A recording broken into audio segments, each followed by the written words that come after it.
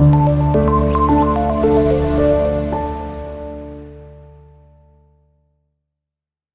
वालेकुम स्टूडेंट्स, कैसे हैं आप सब। उम्मीद है आप सब खैरियत से होंगे। आज का हमारे पास टॉपिक है नूरजहाँ। हम नूरजहाँ के बारे में पढ़ेंगे कि मुग़ल एम्पायर में जो नूरजहाँ थी उनका क्या किरदार था। नूरजहाँ जो है वो एक एम्प्रेस थी, वहाँ पे जहांगीर की वाइफ थी और जहांगीर की सेकंड वाइफ थी। Nur Jahan real name of Nur Jahan was Mehrunnisa इनका रियल नेम था और ये ईरान की रहने वाली थी। मेहरुनिसा इनका रियल नेम था। वहाँ पे जब ये इनके जो फादर थे वो 3 हज़ारा के तौर पर काबुल के अंदर अपॉइंट किए गए थे। अकबर ने उनको अपॉइंट किया था इनके फादर को काबुल के अंदर एज ए मतलब उनकी जो पोजीशन थी वो 3 हज़ारी के तौर पर थी। और वहाँ पर मतलब अकबर को बहुत ज़्यादा अच्छा लगा था जब उन्होंने इन्विटेशन दिया था इनको दीवान के अंदर। उसी तौर पर मतलब उसी दौरान जब मेहरुनिसा वहाँ पर गई काबुल में, तो वहाँ पर 17 साल की थी ये, जिनकी मतलब 17 साल की उम्र में इनकी शादी हो गई एक सिपाही के साथ, सोल्जर के साथ। और वहीं पे जंग के दौरान, पानीपत की जंग के दौरान जो सोल्जर था उसकी डेथ हो गई। वो मतलब वो इनके जो मेहरुनिसा के फर्स्ट हस्बैंड थे उनकी डेथ हो गई। और उसके बाद जहांगीर से इनकी शादी हुई। जहांगीर से शादी के बाद जहांगीर ने इनको मतलब लक़ब दिया, टाइटल दिया, नूर महल का टाइटल दिया और नूर महल से इनका नाम नूरजहाँ पड़ गया। टाइटल ऑफ नूर महल का टाइटल इनको मिला था बाय फ्रॉम जहांगीर। जहांगीर से इनको नूर महल का टाइटल मिला था। और मेहरुनिसा की पहले 17 साल की उम्र में शादी हुई सोल्जर के साथ।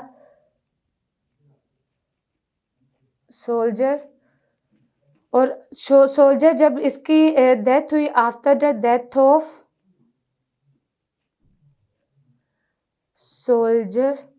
सोल्जर मतलब सिपाही की डेथ के बाद जहांगीर ने से शादी कर ली।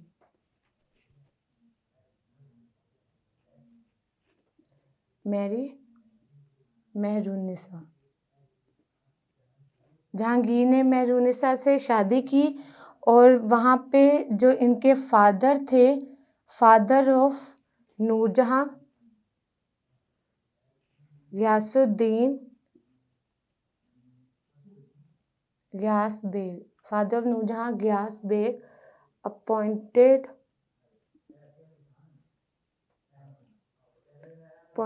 इन काबुल एज 3 हज़ारी के तौर पर अपॉइंट किए गए थे इनके फादर।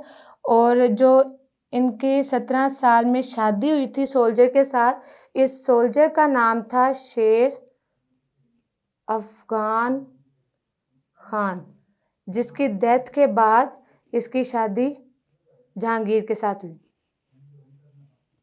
ठीक है। उसके अलावा जो नूरजहाँ थी, नूरजहाँ को बहुत सारी चीज़ों का शौक़ था। मतलब सबसे ज़्यादा इनका जो इंटरेस्ट है वो पोइट्री में था। पोइट्री, पेंटिंग, इनमें इनका इंटरेस्ट था। और उसके अलावा लिटरेचर के मतलब बहुत ज़्यादा ये जानती थी, जिसकी वजह से जहांगीर को सबसे ज़्यादा इनके अंदर मतलब इनकी बातों में या इनकी दिलचस्पी होती थी कि ये पोइट्री बहुत अच्छी करती थी और उसके अलावा लिटरेचर की इनको काफ़ी अच्छे से समझ थी। और जहांगीर को भी पोइट्री और लिटरेचर का शौक़ था। इसी तरह हमारे पास फर्स्ट पॉइंट आ जाता है पोइट्री।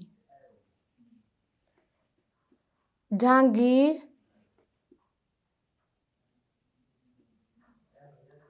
was the founder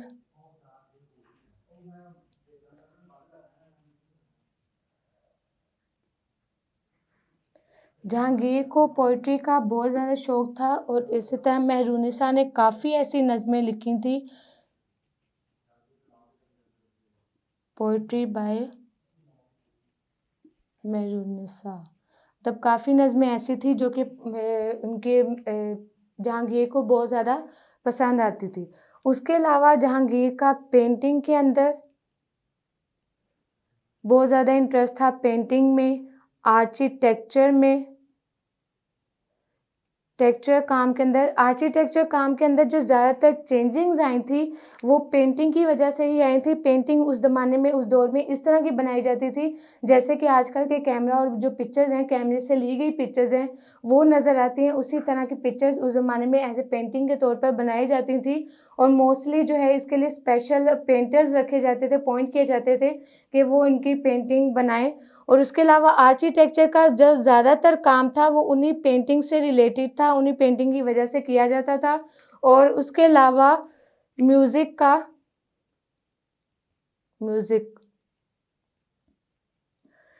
जो ज़्यादातर म्यूज़िक है वो जहाँगीर के ज़माने में स्टार्ट हुआ। जहाँगीर के ज़माने में बहुत सारे म्यूज़िक, मौसीकी हो गया, जो क्लासिकल और दूसरा म्यूज़िक है वो इंट्रोड्यूस करवाया गया था और जिसको मोस्टली जो है वो जहाँगीर बहुत ज़्यादा शौक से सुनता था। सो स्टूडेंट्स, ये था हमारे पास आज का टॉपिक जिसमें हमने नूरजहाँ के बारे में पढ़ा और नूरजहाँ के बारे में पढ़ा और उसके आगे डिफरेंट हमने टॉपिक्स पढ़े कि पोइट्री, आर्किटेक्चर, पेंटिंग और म्यूज़िक के अंदर जहाँगीर और नूरजहाँ का क्या किरदार था। उम्मीद है कि आपको इस टॉपिक की समझ आई होगी। अगर किसी पॉइंट की समझ ना आई हो तो कमेंट बॉक्स में ज़रूर पूछिएगा। फिर मुलाकात होगी, तब तक के लिए अपना ख्याल रखें। अल्लाह हाफ़िज़।